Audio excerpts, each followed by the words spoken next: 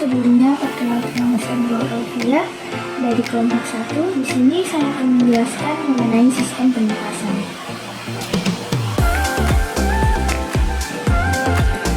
Bernapas adalah salah satu aktivitas otomatis yang dilakukan oleh tubuh.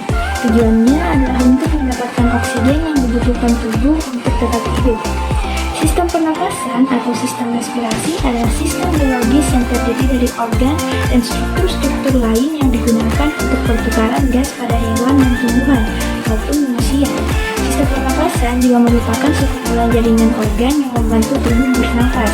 Sistem pernapasan membantu tubuh menyerap oksigen dari udara dan membuang gas sisa seperti karbon dioksida dari darah. Dengan dukungan oksigen ini, seluruh organ dapat berfungsi dengan normal. Tak hanya membantu bernafas, fungsi sistem pernapasan lainnya yakni membuat manusia bisa bicara dan membau sesuatu, mengalirkan udara sesuai suhu tubuh, dan melembabkannya sesuai kondisi tubuh, melindungi saluran udara dari zat berbahaya dan iritasi. Sekian sedikit penjelasan dari saya, berikutnya akan dilanjutkan oleh teman kelompok saya. Assalamualaikum warahmatullahi wabarakatuh. Baik, perkenalkan nama saya Nurul Windani. Nah, di sini saya akan menjelaskan mengenai beberapa organ pernapasan. Langsung saja, yang pertama ada rongga hidung. Rongga hidung merupakan tempat yang paling awal dimasuki udara pernapasan. Hidung merupakan alat pernapasan yang terletak di luar dan tersusun atas tulang rawan. Hidung terdiri dari lubang hidung, rongga hidung, dan ujung rongga hidung.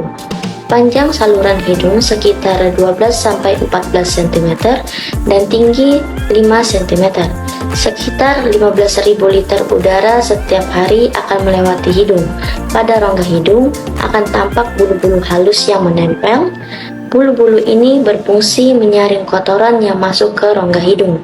Pada saat-saat tertentu, lendir dan kotoran dapat menggumpal di antara bulu-bulu halus hidung.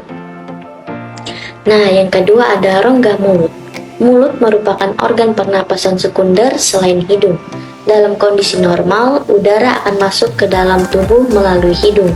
Namun, pada saat tertentu, seperti hidung tersumbat, mulut dapat menggantikannya apabila dibutuhkan.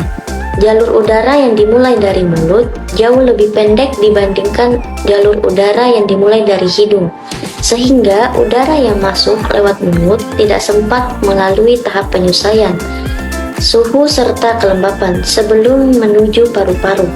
Berbeda dari rongga hidung, rongga mulut tidak memiliki rambut-rambut halus maupun lapisan lengket untuk menyaring udara. Nah, selanjutnya ada faring, di mana merupakan persimpangan antara saluran makanan atau esofagus dan saluran respirasi atau trakea, serta saluran napas berbentuk pipa dengan panjang sekitar 15 cm. Pada faring terdapat 3 bagian. Yang pertama ada nasofaring, di mana daerah faring yang membuka ke arah rongga hidung. Dan selanjutnya ada orofaring yang merupakan membuka ke arah rongga mulut. Dan yang terakhir ada laryngofaring, di mana membuka ke arah laring. Pada bagian belakang faring terdapat laring atau tekak, tempat letaknya pita suara atau pita vokalis. Masuknya udara melalui faring akan menyebabkan pita suara bergetar dan terdengar sebagai suara. Nah, yang keempat ada laring. Laring disebut juga pangkal tenggorok atau kotak suara. Bagian sebelah atas laring disebut faring yang memiliki panjang sekitar kurang lebih 4 cm. Pangkal tenggorok dapat ditutup oleh katup pangkal tenggorokan atau epiglotis. Pada waktu menelan makanan, epiglotis melipat ke bawah menutupi laring sehingga makanan tidak masuk ke dalam laring. Sementara pada saat bernapas, epiglotis akan membuka.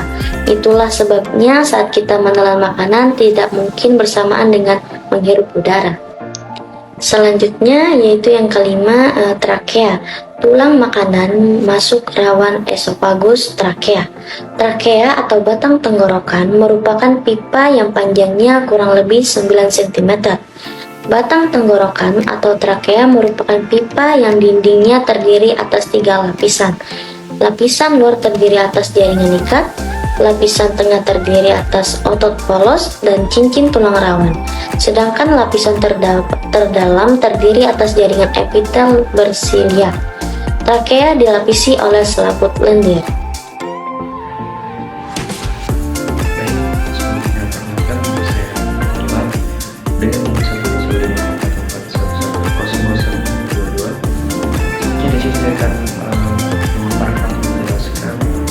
Lanjutan dari materi yang telah disampaikan oleh rekan saya mengenai bagian dari sistem pernapasan. Selanjutnya ada paru-paru. Paru-paru adalah organ berbentuk seperti spons yang terletak di dalam rongga dada. Manusia memiliki dua paru-paru, satu di sisi kanan dan satu di sisi kiri tubuh. Paru-paru terdiri dari banyak struktur kecil yang disebut alveolus. Selanjutnya ada bronkus. Bronkus adalah struktur anatomi dalam sistem pernapasan yang merupakan saluran udara utama yang menghubungkan trakea atau kerongkongan dengan paru-paru. Bronkus terdiri dari dua cabang utama, yaitu disebut bronkus utama kanan dan bronkus utama kiri yang memasuki setiap paru-paru. Nah, fungsi utama bronkus adalah untuk menghantarkan udara dari trakea ke paru-paru. Selanjutnya ada bronchioles. Bronchioles adalah saluran kecil yang menghubungkan bronkus atau saluran udara utama dengan alveolus. Bronchioles berfungsi untuk membawa udara dari alveolus di dalam paru-paru. Selanjutnya ada alveolus. Alveolus adalah struktur kecil berongga seperti kantung yang terdapat di dalam paru-paru. Alveolus merupakan tempat terjadinya pertukaran gas antara udara dan darah. Di dalam alveolus, oksigen dari udara yang kita hirup masuk ke dalam darah, sementara karbon dioksida yang dihasilkan oleh tubuh kita dikeluarkan ke udara saat kita menghembuskan nafas. Terakhir ada diafragma. Diafragma adalah otot yang memisahkan rongga dada dari rongga perut. Otot ini berfungsi dalam proses pernapasan dengan membantu mengatur tekanan udara di dalam paru-paru. Ketika kita menghirup udara, diafragma berkontraksi dan bergerak turun, memperluas rongga dada dan mengizinkan paru-paru untuk mengisi udara.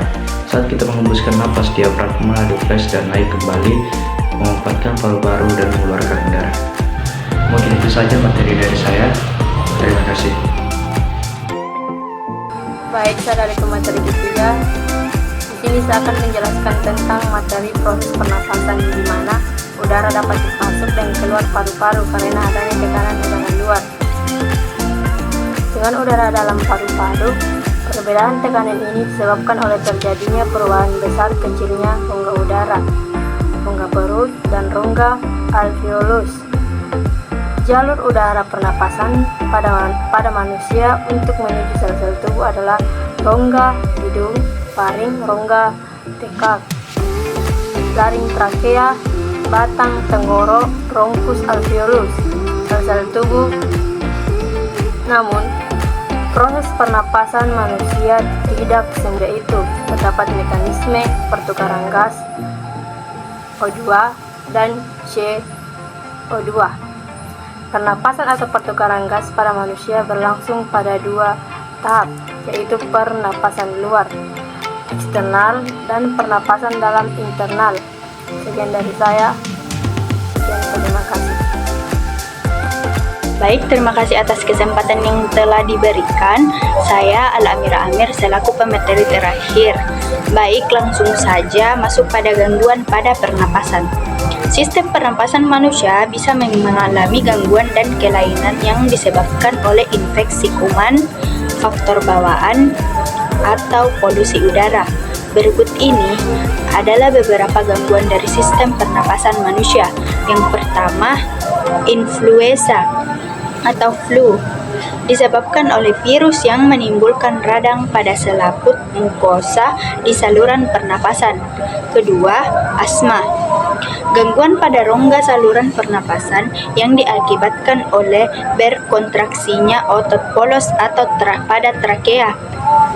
Penyebabnya dapat berupa udara yang tercemar asap atau debu, udara yang terlalu dingin, dan keadaan jiwa penderita atau stres atau tekanan emosi.